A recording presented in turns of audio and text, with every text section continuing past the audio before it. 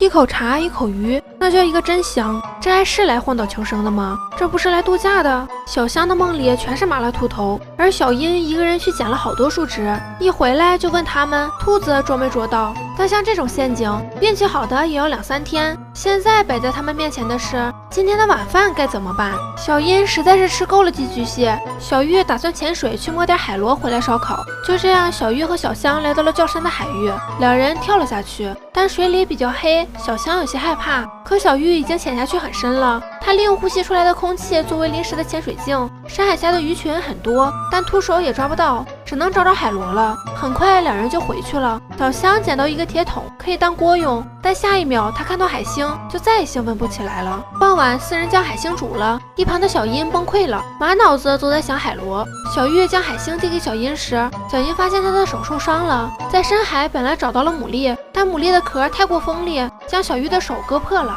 得知一切的小樱大口吃着海星，还不断夸赞着小玉。酒足饭饱，3人前去查看陷阱，但兔子还没上钩。果然打猎物还是有些难。就在这时，不远处有狼烟，他们以为是救援队来了，连忙往回赶。但海边只有小樱一人，原来是小樱太想家了，以为自己看到了船。